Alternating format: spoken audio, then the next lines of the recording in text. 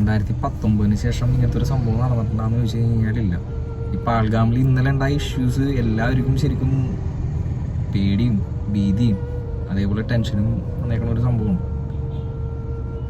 ഈ സിവിലിയൻസിനെ 27 പേരെ കൊല്ലാൻ മാത്രം ഈ ടെററിസ്റ്റുകാർക്ക് വളർന്നിട്ടുണ്ടെങ്കിൽ അവന്മാരെ മുച്ചൂട് വരെ അവന്മാരെ തകർത്ത് കളയണം.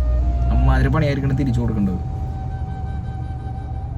AK-47 ആയിരുന്നു അവന്മാരെ കയ്യിലുണ്ടായിരുന്നാണ് കേട്ടത്. AK-47 കിട്ടണമെങ്കിൽ അത് പാകിസ്ഥാന്റെ കയ്യിൽ നിന്നല്ലാതെ വേറെ സ്ഥലത്തു നിന്ന് കിട്ടാൻ ചാൻസ് ഇല്ല. നമ്മുടെ ആർമിയിൽ നിന്ന് എന്തായാലും പോകത്തില്ല. അപ്പോൾ പാകിസ്ഥാന്റെ കയ്യിൽ നിന്ന് തന്നെ ആയിരിക്കുള്ളൂ ഇത് കിട്ടാൻ ചാൻസ്. അപ്പോൾ ഇതിന്റെ പുറകിൽ എന്തായാലും പാകിസ്ഥാൻ തന്നെയാണ്.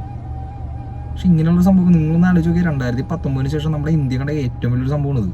ഞാനൊക്കെ കാശ്മീർ പോയ ടൈമിൽ എന്ന് പറഞ്ഞു കഴിഞ്ഞാൽ എല്ലാ സ്ഥലത്തും ഈ പറയുന്ന പട്ടാളക്കാരും അതും ഇതൊക്കെ എല്ലാവരും ഉണ്ട് അവിടെ. ഈ പഹൽഗാമിൽ നിന്ന് 6 കിലോമീറ്റർ 1.5 മണിക്കൂർ ട്രക്ക് ചെയ്തൊക്കെയാണ് ഈ സ്ഥലത്തേക്ക് എത്തേണ്ടത്. ഇതിന്റെ പുറകിൽ ആരാണെങ്കിലും ഉമ്മാരെ തീർത്ത് കളയണം. അമ്മാതിരി ഒരു പണിയായിരിക്കണം നമ്മൾ കൊടുക്കേണ്ടത്. കാരണം ഇന്ത്യൻ ആർമിയിൽ നിന്ന് നമ്മൾ അങ്ങനത്തെ ഒരു സംഭവം പ്രതീക്ഷിക്കുന്നുണ്ട്.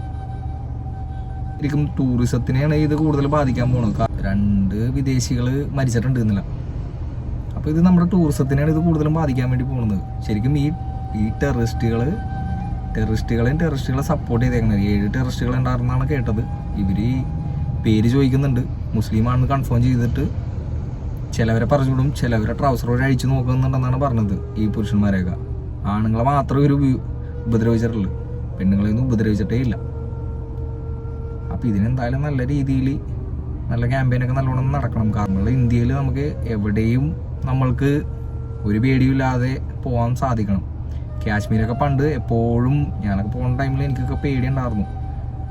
ശരിക്കും ആ ഒരു പേടി ഇന്നിപ്പോൾ ഒരുപാട് ആൾക്കാർ കാശ്മീർ പോകുന്നുണ്ട്. കാരണം നല്ല അടിപൊളി ടൂറിസ്റ്റ് പ്ലേസ്, ഒരുപാട് പ്ലേസുകളും കാര്യങ്ങളൊക്കെ അവിടെ ഉണ്ട്. അപ്പം ഇതിന് ഈ ഒരു സംഭവം ഈ ടൂറിസം നിർത്തലാക്കാൻ വേണ്ടിയും അങ്ങനെയുള്ള സംഭവം